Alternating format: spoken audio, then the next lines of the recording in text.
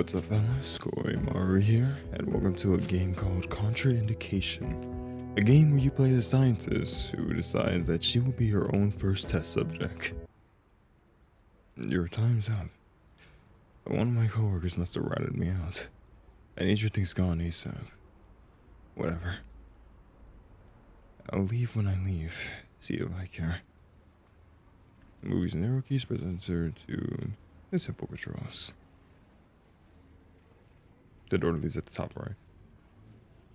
Oh, this is interesting. I didn't know the game was played like this. A metallic lamp hangs from the ceiling.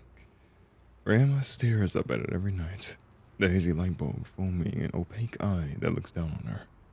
It's reassuring to be able to pretend that someone is there. A wooden picture frame laying flat on the shelf. A thin layer of dust covers it, but the frame's in good condition. It's clearly been looked after with care. I don't want to look at it. Family portrait smiles will forever be frozen in time. Her chest stings at the reminder of them. She quickly shuts her eyes, suppressing the idea of the pet memory to ease the pain. There's more important matters at hand. Oh, let's see. So I think we simply click the door to leave, so we can just kind of look around. What's on the phone? Rama is there intently ignoring every follow-up text.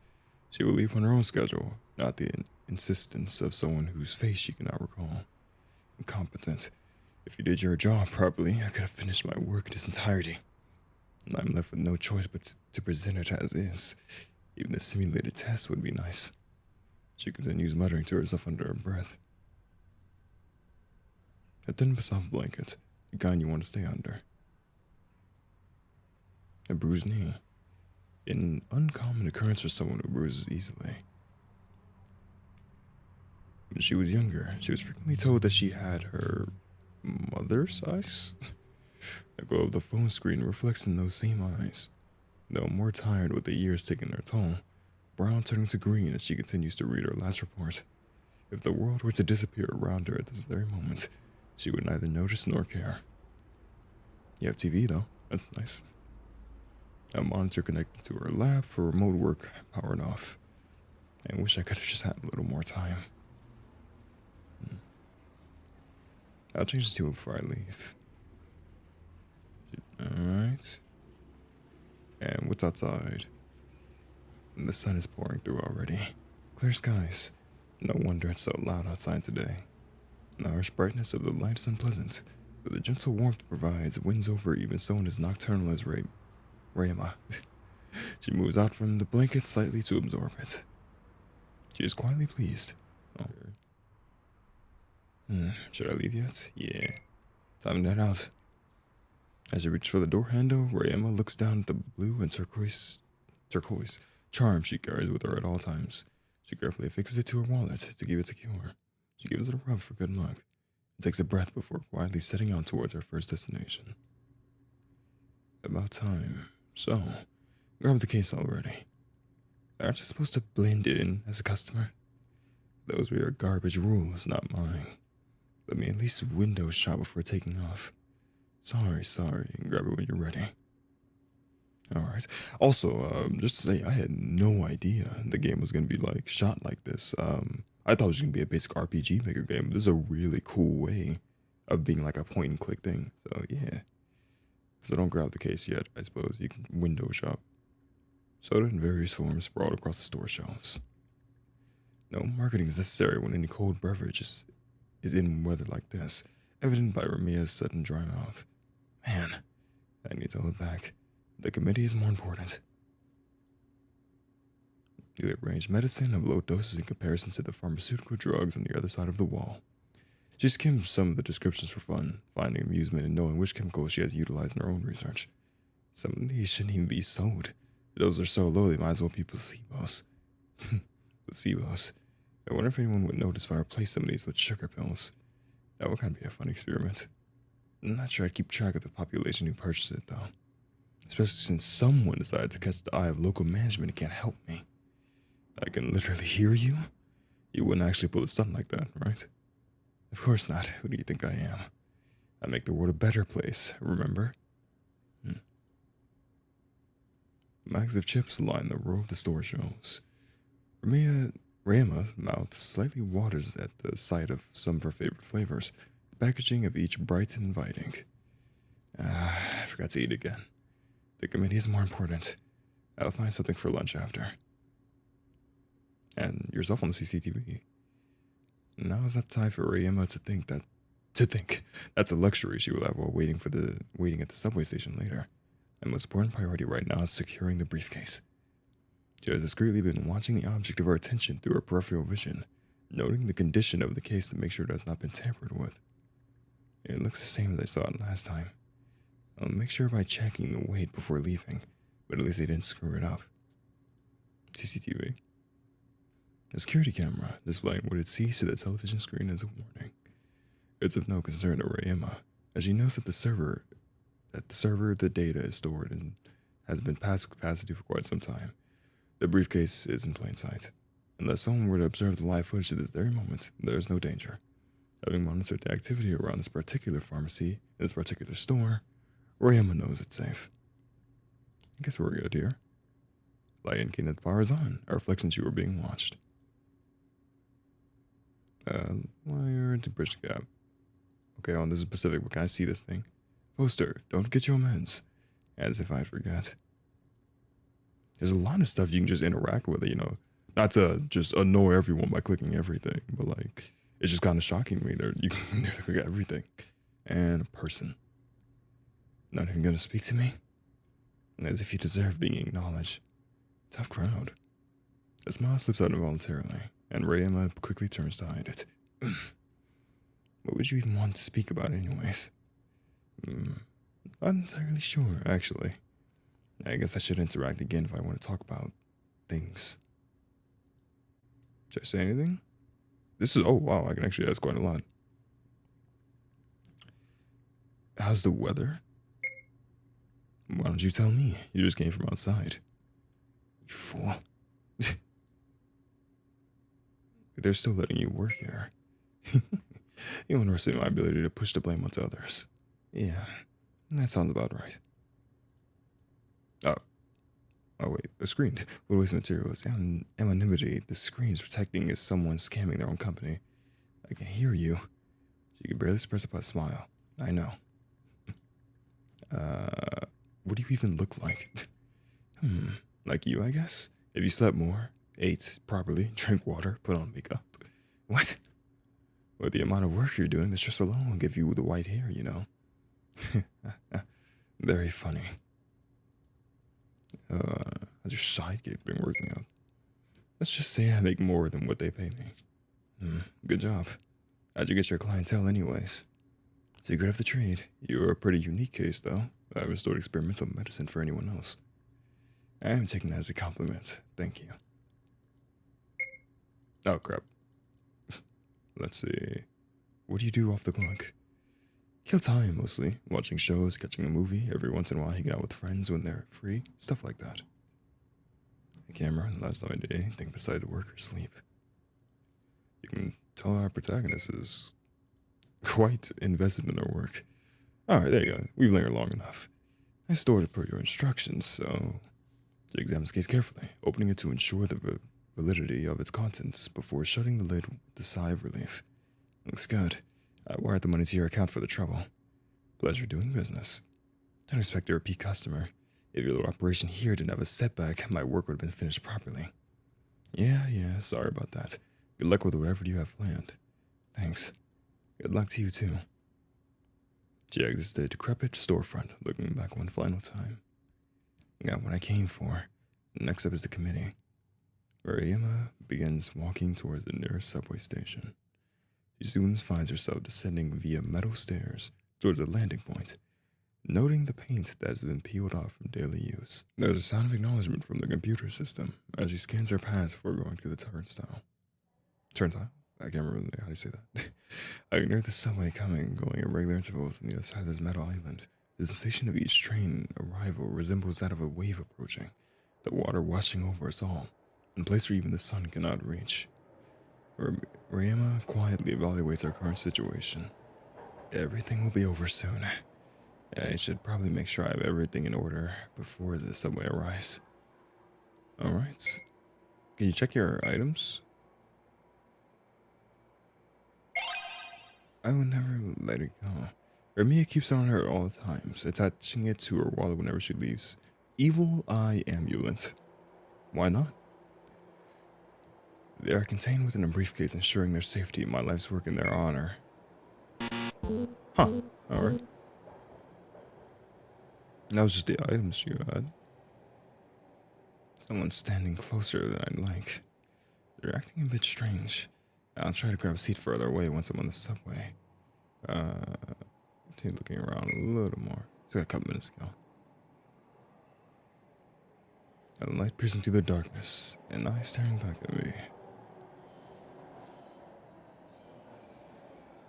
We brought by with an important phone call. I like the signal will last much longer once we're in the tunnels, though. Ready.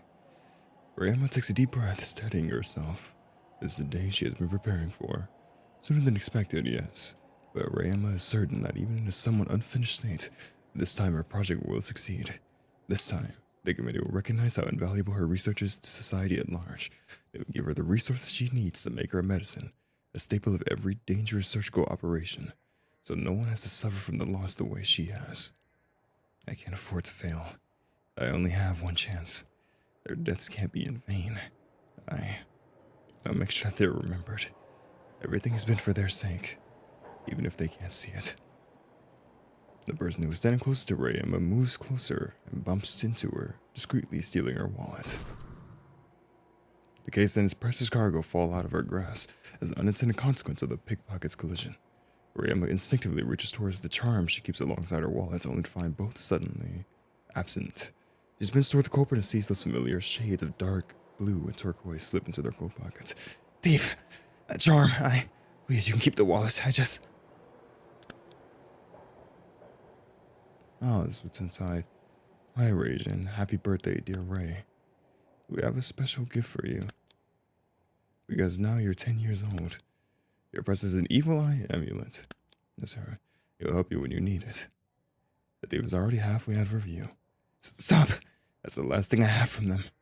As Strauss pushed past the crowd, light reflecting off of shattered glass, catches her eye and her peripheral vision. The vials. No. The project she has sacrificed every aspect of her life for lies precariously on the ground, hanging halfway over the rails below. She scrambles desperately towards the briefcase, green liquid spilling out from the cracks, but loses her footing and falls into the train tracks. Her blood runs cold as the subway's headlights shine upon her, exiting the tunnel entrance at a speed faster than her overwhelmed senses can comprehend. She cries out, "Help!" That's... Oh god, I think is she dead already? I was gonna say, most people won't jump down for you. Her body is too weak. She cannot pull herself out of the train tracks in time without deep the trenches. Can anyone... The onlookers simply watch. No soul willing to risk their own safety for a situation that is too late to be saved. Time seems to freeze with the sobering realization that I have no other option. I'm pretty sure no other option means you're gonna do something with the green vial. So, let's say no one left first. Oh, no, we're just taking it regardless. She stares down at the case, and knocked open by the impact of the fall. Some of the vials are still intact. She pours it on herself with the precarious milliseconds that... There is nothing left to say, and there is no one left to listen. The waves crash down. The silence is seemingly infinite, until it is broken. Please arrange the following objects. You can only carry one object at a time. What the heck? What happened? Please arrange the following letters from first to last. You can only carry one object at a time. My head, it feels strange. User has not moved.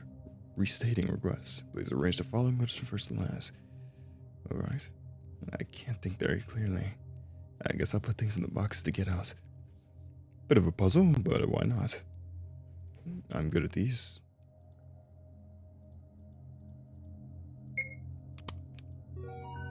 Correct. Moving to the next segment. Oh, this is harder. Please arrange the following objects. You can only carry one object at a time. Another one. Rise to lowest. You can only carry through one object at a time. Yeah. I am curious on what does she have in the green vial? I mean, I'm assuming it's something that, she said no one would have to die from surgery again. So I thought like, oh, it's something like some really advanced thing to push forward surgery. But now I'm starting to think, like, is it some type of like weird symbiotic thing or parasites that keeps you alive, like gives you a regenerative factor so you don't like need surgery because it will just heal you? Maybe. Correct. Moving to the next segment. Please arrange the following objects. You can only carry one object at a time. There aren't many objects left. Feels like I'm reaching the end. Please arrange the remaining objects on opposite ends. You can only carry one object at a time. Just like I can only carry my patience so far. You got a disembodied voice. There we go. Very simple. Correct. Neural integrity has been confirmed. Moving to final segment. Please arrange the following objects. You can only carry one at a time. Whose bodies are these? Please arrange the following objects. You can only carry one object at a time. If one is me, then who did the other body belong to? Did she live a full life? User has not moved despite showing neural capacity. Restating request. Please arrange following objects. We get it. There's only one way forward. Alright. Oh, so this is it. This is gonna be a test how good my human biology is and how good my medical knowledge is. It is the right half of a system that seems to filter waste. Alright, it's gonna be like that. Oh, well, you can just kind of brute force it then, because you didn't want to make it too hard. It's split down the middle? It's not as hard as I thought. You receive an object like small rope. It seems like it absorbs most water and nutrients. Yeah, it's not that hard because it's just basic stuff. So, it's not like very difficult. All right, there we go. The right half of a large object, it expands and feels like your lung. And we're good. Operation successful. Now entering automation phase. Disconnecting user. Confidential reports, redacted, committee files. The following is what has been gathered from the aftermath. Per Rayama's will, her body was transported to her lab, and the computer program was set to autopilot. It slowly pieced together what was left of her. Though much of her brain was beyond repair, leaving fragments and memories. It confirmed her restored mental capacity via simulation following protocol. The system then went into hibernation waiting for a massive storm to generate enough electric charge to wake up a modified human body. The body in question was a cadaver donated by the committee. And oh my god, I'm gonna struggle with this name. Rayama's early years of research, one that she kept in storage until the time was right. She created a gene splicing program as a backup in case she was working with a damaged container. It was this throwaway program that she forgot about, which began splicing solutions for a fractured skull and jaw. The teeth were made with references to shark DNA. The skull was fixed with nails facing the wrong way due to an error. When the time came to wake up, however, the power surge was so substantial that it completely fried the computer system. All the delicate testing that went into the vials and program development were gone in the minor electrical fire that followed. There's no chance to replicate her years of research, nor to reverse engineer her way to a better body. This mismatched new body experiment gone wrong by all means except one. Jude's first breath, redacted days after dying in 2 different ways. End of report. Day something, 5:12 p.m. Well, you don't look horrible. You don't necessarily look human, but not horrible. My head. I feel like I got run over by a truck. It'd be cooler if it was something bigger than a truck, actually. She rubs her eyes and drowsily observes her surroundings. How did I get here? Is this some kind of prank? You've evolved in some strange anime creature now. You're a shark girl. You're like a zombie shark girl, which I'm sure a lot of people would actually be into that. A more advanced version of a robotic arm hooked up to the once functioning series of computers. Must have been a fun project to build this.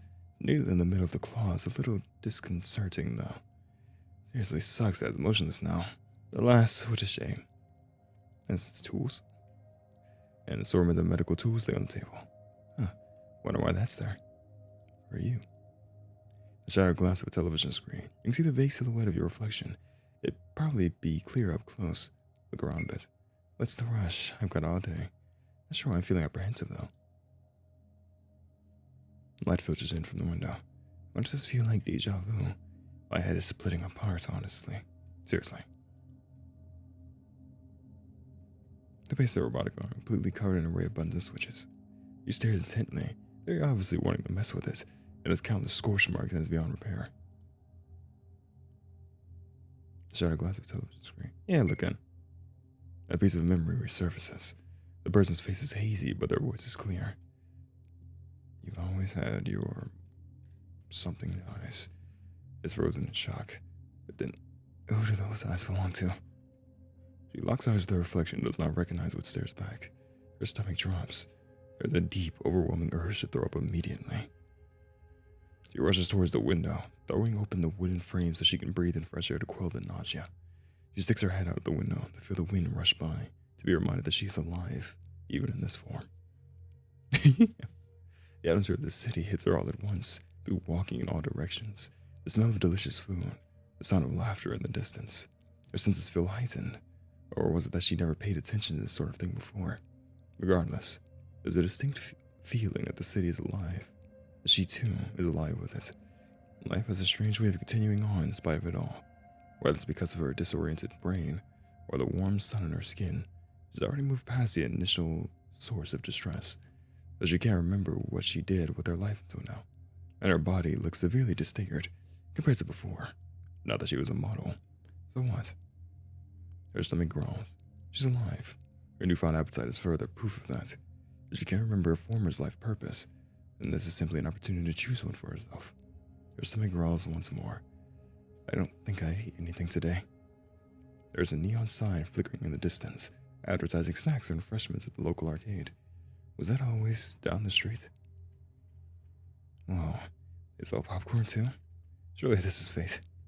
She supposes that a second chance shouldn't be put to waste. She heads back inside with the more pressing matter of food on her mind. She strides past the entirety of the lab's ruins until the entrance door closed behind her. The committee sees monitoring. Why they lost their anchor for surveillance and she never returned to that apartment again.